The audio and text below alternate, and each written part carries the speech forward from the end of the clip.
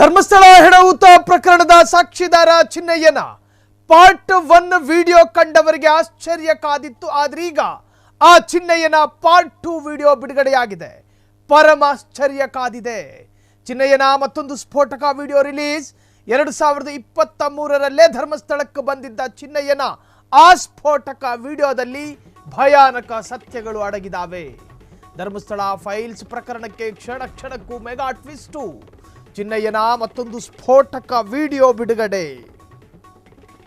2023ರಲ್ಲೇ ಧರ್ಮಸ್ಥಳಕ್ಕೆ ಬಂದಿದ್ದ ಚಿನ್ನಯ್ಯನ ಅಸಲಿ ವಿಡಿಯೋ ಅದು. ನಿನ್ನೆ ರಿಲೀಸ್ ಮಾಡಿದ ವಿಡಿಯೋದ ಮುಂದುವರೆದ ಭಾಗ ಔಟ್ ಆಗಿದೆ. ಈಗ ಸೋಷಿಯಲ್ ಮೀಡಿಯಾದಲ್ಲಿ ಲಭ್ಯ.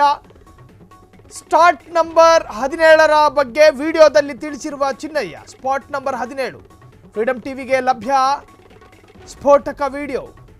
ಧರ್ಮಸ್ಥಳ ಫೈಲ್ಸ್ ಪ್ರಕರಣಕ್ಕೆ ಕ್ಷಣ ಕ್ಷಣಕ್ಕೂ ಟ್ವಿಸ್ಟ್ ಸಿಗ್ತಾ ಇದೆ.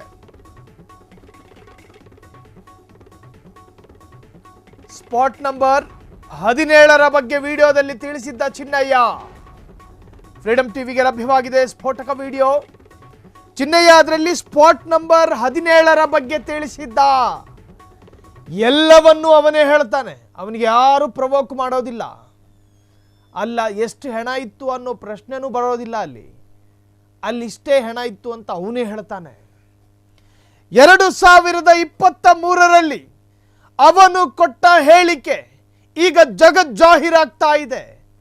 ಎಲ್ಲವನ್ನೂ ಅವನೇ ಹೇಳ್ತಾನೆ. ಎಲ್ಲವನ್ನೂ ಕೆಲವರಿಗೆ ಹೊಡೆಯಕ್ಕೆ ಹೇಳ್ತಾ ಇದ್ರು ಅಂತ ಹೇಳಿ ಕಳೆದ ವಿಡಿಯೋದಲ್ಲಿ ಹೇಳಿದ್ದ. ಈಗಿನ ವಿಡಿಯೋದಲ್ಲಿ ಸ್ಪಾಟ್ ನಂಬರ್ 17ರ ಸಮಾಧಿಯ ಗುಟ್ಟನ್ನು ಬಿಟ್ಟುಕೊಟ್ಟಿದ್ದಾನೆ. ಸಮಾಧಿ ರಹಸ್ಯ, ಅಲ್ಲಿ ಎಷ್ಟು ಹೆಣ ಇತ್ತು ಅನ್ನೋದ್ರ ಬಗ್ಗೆನೂ ಮಾತನಾಡಿದ್ದಾನೆ. ಇದು 2023ರಲ್ಲಿ ಮಹೇಶ್ ಶೆಟ್ಟಿ ತಿಮರೋಡಿಯನ್ನ ಸಂಪರ್ಕ ಮಾಡಿ ಧರ್ಮಸ್ಥಳ ಹೆಣಊತ ಪ್ರಕರಣದ ಇಂಚಿಂಚು ಮಾಹಿತಿಯನ್ನು ಬಿಟ್ಟುಕೊಟ್ಟಿದ್ದಾನೆ. ಇಂಚಿಂಚು ಮಾಹಿತಿ. ಆದರೆ ಈಗಿನ ಚಿನ್ನಯ್ಯನ ಪರಿಸ್ಥಿತಿ ಪ್ರತಿಯೊಂದಕ್ಕೂ ಆಭಾಸದಂತೆ ಉತ್ತರ ಕೊಡ್ತಾ ಯೂ-ಟರ್ನ್ ಹೊಡೆದ. ಕ್ಷಣ ಕ್ಷಣದ ಸುದ್ದಿಗಳಿಗಾಗಿ ಫ್ರೀಡಂ ಟಿವಿ ಸಬ್ಸ್ಕ್ರೈಬ್ ಮಾಡಿ, ಲೈಕ್ ಮಾಡಿ ಹಾಗೂ ಫಾಲೋ ಮಾಡಿ. ಹೊಸ ಸುದ್ದಿಗಳ ನೋಟಿಫಿಕೇಶನ್ಗಾಗಿ ಬೆಲ್ ಐಕಾನ್ ಮೇಲೆ ಕ್ಲಿಕ್ ಮಾಡಿ.